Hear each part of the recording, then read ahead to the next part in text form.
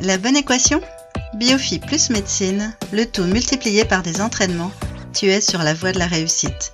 Vise le pass avec Isa. Chapitre référent: la circulation des fluides physiologiques, échange thermique. Voici 3 questions issues des annales de première année de médecine. Premier QCM. Concernant les échanges thermiques, quelle est la proposition vraie? Deuxième exercice. Un homme perd connaissance dans sa salle de bain et se retrouve allongé et nu sur du carrelage pendant 30 minutes. Quel est le taux de perte de chaleur par conduction? Le carrelage a une épaisseur de 1 cm et une constante de conductivité thermique de 0,12 calories par seconde par mètre par Kelvin.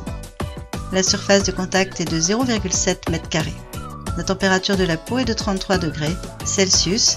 La température du sol est de 20 degrés Celsius. Troisième exercice. Un sujet de 60 kg fournit une puissance mécanique de 50 watts sur une bicyclette durant 45 minutes. L'exercice est réalisé avec un rendement de 0,15. En supposant l'absence de perte thermique, quelle est l'augmentation de la température corporelle de ce sujet? On donne la chaleur massique du corps humain égale à 0,83 calories par gramme par Kelvin et 1 calorie égale 4,18 joules.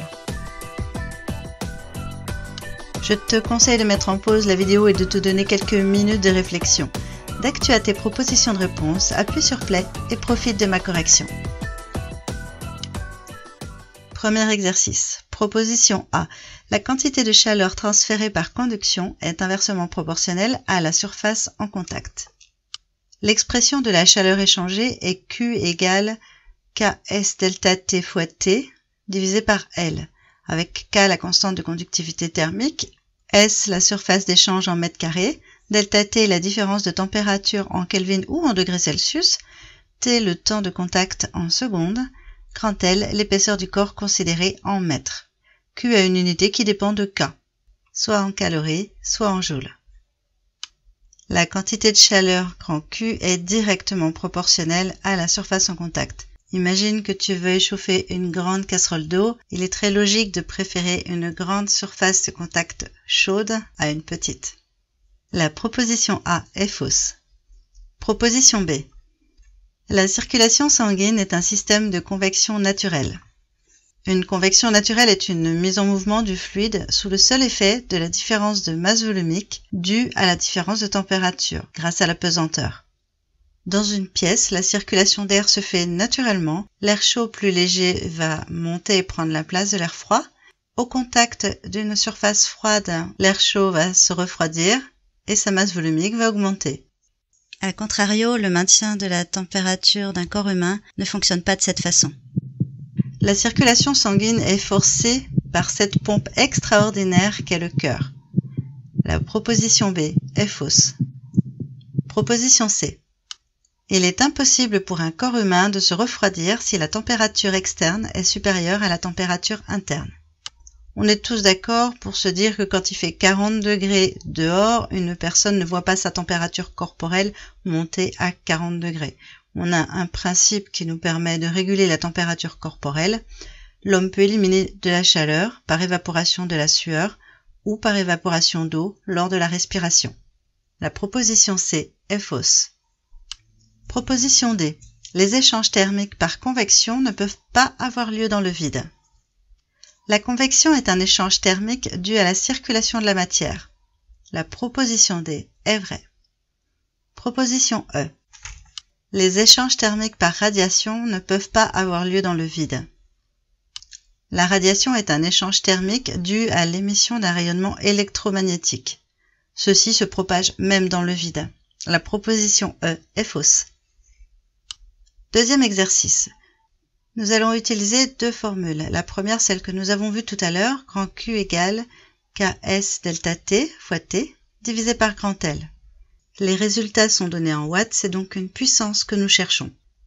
P égale Q sur T. 1 watt est égal à 1 joule par seconde. Remplaçons les valeurs en faisant attention aux conversions. K est égal à 0,12 calories par seconde par mètre par Kelvin. Je vais donc multiplier 0,12 par 4,18 pour être en joules. Nous avons une surface de 0,7 m², une variation de température de 20 à 33, donc 33 moins 20, que ce soit des degrés Celsius ou des Kelvin, ça ne change pas le problème, c'est une différence de température. Et L est égal à 1 cm, c'est-à-dire 1 10 puissance moins 2 mètres. Je réécris 0,12 comme étant égal à 1,10 moins 1 et 0,7 comme étant égal à 7 10 puissance moins 1. Je simplifie par 10 puissance moins 2 au numérateur et au dénominateur. Je vais rapprocher le 1,2 en multiplication avec le 13. 12 fois 12 font 144, 13 fois 13 font 169. Un petit mixte mélange des deux, 12 fois 13, ça fait environ 160. C'est un ordre de grandeur.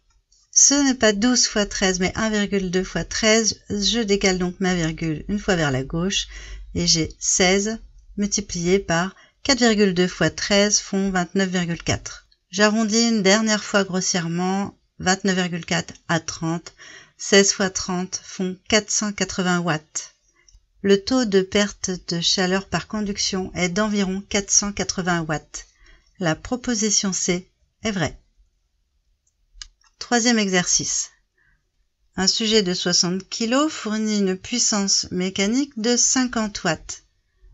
L'exercice est réalisé avec un rendement de 0,15. J'ai donc un rendement de 0,85 sur la puissance thermique.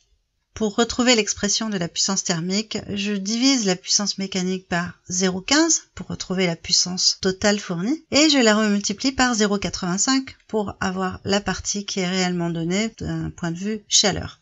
La chaleur perdue par le cycliste est égale à mc delta T. La chaleur libérée par le corps humain est égale à la puissance thermique multipliée par le temps de l'effort. Ici, nous avons mc delta T qui est égal à la puissance thermique multipliée par T. Delta T est donc égal à la puissance thermique fois T divisé par mc. La puissance thermique, c'est 50 divisé par 0,15 fois 0,85. Et le temps, c'est 45 minutes que je multiplie par 60 pour l'exprimer en secondes. La masse du cycliste est de 60 kg, donc 70 puissance 3 grammes, multiplié par C qui vaut 0,83 calories, donc je multiplie par 4,18 pour être en joules. Je simplifie par 60 au numérateur au dénominateur. 0,85 et 0,83 sont suffisamment proches pour les simplifier eux aussi. On obtiendra donc une majoration au numérateur. Il me reste 50 fois 45 plus divisé par 0,15 10 puissance 3 fois 4,2 moins. Au dénominateur, je vais simplifier par 10 puissance 3 et décaler ma virgule de 2 pour le 0,15 et de 1 pour le 4,2. Continuons dans les arrondis, j'ai 45 au numérateur, 42 au dénominateur. Je les barre tous les deux en apportant un petit plus au numérateur. J'ai donc 50 plus divisé par 15 moins, qui sont tous les deux des multiples de 5. Je simplifie par 5 au numérateur au dénominateur. Il me reste un petit peu plus que 10 tiers, c'est-à-dire un petit peu plus que 3,3 Kelvin. La proposition E est vraie. Continue à t'entraîner avec ces nouvelles questions issues des annales de première année de médecine. Mes corrigés détaillés des annales de passe sont disponibles en PDF. Je t'explique comment les obtenir dans la description. Si le contenu de ma vidéo t'a plu, fais-le moi savoir et partage-la autour de toi. Afin de ne pas manquer la sortie de mes prochains QCM, abonne-toi à ma chaîne et active la cloche pour en être averti. Tu trouveras le corrigé de ce QCM qui m'a été proposé par Inès dans la vidéo 314A. Si tu souhaites faire un petit peu de biostat, c'est par ici. Si tu préfères faire ma playlist de chimie, c'est par là. Je te souhaite bon courage et te dis à bientôt.